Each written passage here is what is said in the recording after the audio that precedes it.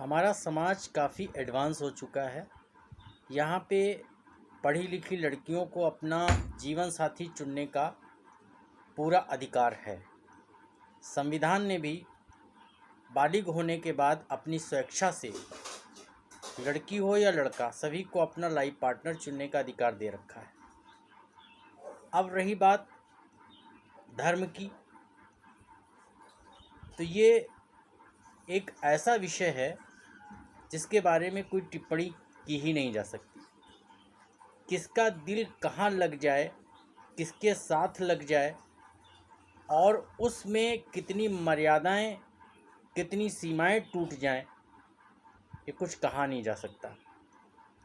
जैसे वो एक शेर था ना कि इश्क और जंग में सब कुछ जायज़ है। तो वास्तव में ये एक ऐसे दिल लगी के सौदे होते हैं, सौदा ही मैं कहूँगा, कि जिसमें सब कुछ जायज़ है। सारी वर्जनाएं टूट जाती, सारे मिथक टूट जाते हैं। आजकल सोशल मीडिया पे काफ़ी इस चीज़ को मैं देख रहा हूँ। यदि कोई हिंदू धर्म की लड़की किसी मुस्लिम धर्म के लड़के के साथ में विवाह कर लेती है तो उस पर अजीबोगरीब प्रतिक्रियाएं व्यक्त की जाती हैं। वहीं हिंदू धर्म का लड़का अगर किसी मुस्लिम धर्म की लड़की के साथ में विवाह कर लेता है तो उस पे उस वर्ग के लोग अपनी तीखी तीखी प्रतिक्रियाएं व्यक्त करते हैं। बड़ा अजीब लगता है ये सब देख करके। हम कुछ भी कर लें, लेकिन यदि किसी को किसी के साथ में विवाह करना है तो उसको हम रोक नहीं सकते। हाँ, ज़बरदस्ती कोई किसी को उठा के ले जा रहा है, ज़बरदस्ती कोई किसी की इच्छा के बगैर बाध्य करके विवाह कर रहा है तो वहाँ पे तो प्रतिबंध है, वहाँ हम उसका सुरक्षा और संरक्षण कर सकते हैं। लेकिन अगर स्वेच्छा से कोई लड़की, चाहे वो मुस्लिम धर्म की हो या हिंदू धर्म की हो, मुस्लिम धर्म का लड़का हो या हिंदू धर्म की लड़की हो, अगर दोनों आपसी सहमति से विवाह के बंधन में बंध रहे हैं तो वहाँ पे मुझे लगता है कि हम ना तो धार्मिक आधारों से ना ही संवैधानिक अधिकारों से कुछ भी ऐसा करने के लिए हम बाध्य हैं जो कि उन रिश्तों के ख़त्म होने के लिए एक कारक के रूप में बन जाए। हाँ, सोशल मीडिया पे हम अपनी तीखी आलोचनाएं, तीखी प्रतिक्रियाएं व्यक्त कर सकते हैं। जब कोई हिंदू धर्म की लड़की किसी मुस्लिम धर्म के लड़के के साथ में विवाह कर लेती है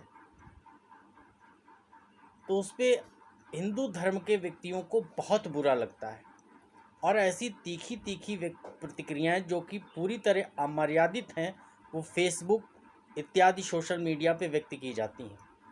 ज़बरदस्त शेयरिंग होती है फ़ोटोज़ की। वहीं पे अगर हिंदू धर्म का लड़का किसी मुस्लिम धर्म की लड़की के साथ में शादी कर लेता है तो वहाँ पे हिंदू धर्म के लोग, हिंदू धर्म के व्यक्ति उस चीज़ को बहुत अच्छा मानते हैं।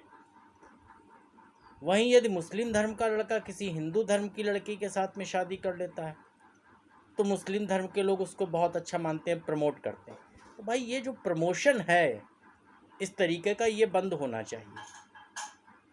अगर कोई किसी को बाध्य करके ज़बरन किसी की इच्छा के बगैर शादी कर रहा है तब तो आप उस मुहिम को चलाइए। लेकिन यदि स्वेच्छा से किसी भी धर्म की लड़की, किसी भी धर्म का लड़का यदि विवाह कर रहा है तो उस पर इस तरीके की अनर्गल, आपत्तिजनक, अभद्र प्रतिक्रियाएं और सोशल मीडिया पे अभिव्यक्तियां नहीं होनी चाहिए। ये बहुत ख़राब लगता है। जबकि हर लड़की जो बालिग है, हर लड़का जो बालिग है, उसको इतनी ज़रूर समझ होती है कि हम क्या कर रहे हैं, हम क्या करने जा रहे हैं, इसके बाद क्या होगा। भाई उनकी अपनी निजी ज़िंदगी है, निजी फैसले हैं। हम कौन होते हैं उसमें टांग लगाने वाले? हम कौन होते हैं उस पर अपनी तीखी प्रतिक्रियाएं व्यक्त करने वाले? हम लोग अपने अपने घरों को संभाल लें, वही ज़्यादा अच्छा है। बाहर क्या हो रहा है, बाहर कौन क्या कर रहा है, किस तरीके की गतिविधियां संचालित की जा रही हैं, इस पर ज़्यादा हम कुछ ना तो कर सकते हैं। सिर्फ यह है कि फूहड़पन सोशल मीडिया पे ज़रूर व्यक्त कर सकते हैं, कर कुछ नहीं सकते हैं। करने को अगर आ जाए, कहा जाए कि ज़मीनी स्तर पे आके आप कुछ करिए, तो कोई नहीं करेगा। हाँ, फेसबुक पे अभद्र और फूहड़ टिप्पणियाँ व्यक्त करने के लिए सभी की उंगलियाँ बहुत चलती हैं। एक दूसरे के प्रति गाली गलौज होगा, अभद्र भाषा का इस्तेमाल होगा। हिंदू धर्म के लोग मुस्लिम धर्म को गाली देंगे, मुस्लिम धर्म के लोग हिंदू धर्म के लोगों को गाली देंगे। बहुत कम ऐसे व्यक्ति हैं जो शिक्षित हैं, मर्यादित रहते हैं, जो ऐसा नहीं करते हैं। लेकिन मैं ज़्यादातर ऐसे मामलों में यही देख रहा हूँ कि फूहड़पन का एक स्तर भी ख़त्म हो जाता है। मर्यादाएं स्वयं में शर्मिंदगी का शिकार हो जाती हैं, सीमाएं स्वयं अपमानित और कुंठित होने लगती हैं। ये क्या हो रहा है? और इसमें ऐसा नहीं कि जो लोग टिप्पणियां व्यक्त करते हैं वो सब अशिक्षित हैं, शिक्षित हैं, कम उम्र के नहीं, बुद्धिजीवी वर्ग के लोग, प्रौढ़ वर्ग के लोग।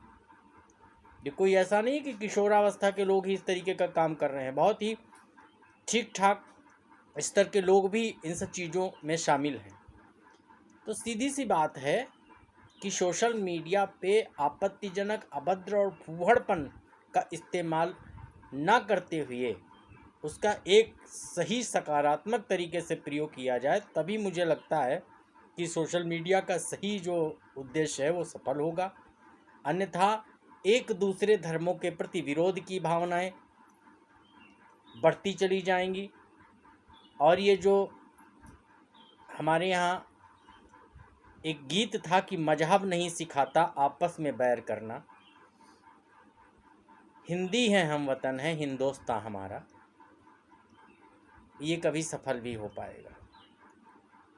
हर मजहब कहता है, हर मजहब सिखाता है कि हमें आपस में लड़ना नहीं चाहिए, हमें आपस में प्रेम से रहना चाहिए। यदि कहीं बहुत कुछ ज़बरन गलत हो रहा है, ज़बरन गलत किया जा रहा है, किसी की भावनाओं का शोषण किया जा रहा है, उत्पीड़न किया जा रहा है, वहाँ पे तो आप ऑब्जेक्शन कर सकते हैं। लेकिन यदि स्वेच्छा से कोई भी व्यक्ति आपस में जुड़ रहा है या एक हो रहा है, वहाँ पे हमें आपत्ति करने का कोई अधिकार नहीं बनता। और यदि हम आपत्ति कर रहे हैं तो धर्म के लिहाज से भी और संविधान के लिहाज से भी गलत है। हमें अपनी मर्यादाओं में रहना चाहिए। और सबसे बड़ी चीज़ यह है कि हम स्वयं में थोड़ा सा अपना सुधार करें, अपने अपने परिवारों का सुधार करें, स्वयं पे नियंत्रण रखें, तो मुझे लगता है ज़्यादा बेहतर होगा। दूसरों को सुधारने के बजाय अगर हम स्वयं में सुधार कर लें तो मुझे ज़्यादा उचित लगता है। इसी के साथ मैं अपनी बात को ख़त्म करता हूँ, क्योंकि मन के अंदर कुछ ऐसी विचारधारा उत्पन्न हुई थी तो उसे व्यक्त करना मैंने ज़रूरी समझा। ये सब ओछापन छोड़ करके सोशल मीडिया का सही उपयोग करें। गलत हो रहा है तो वो गलत का विरोध करिए, मगर यदि स्वेच्छा से कहीं भी कुछ हो रहा है तो उसमें हम विरोध करने के बिल्कुल भी हम अधिकारी नहीं हैं। नमस्कार, जय हिंद, जय भारत, वंदे मातरम।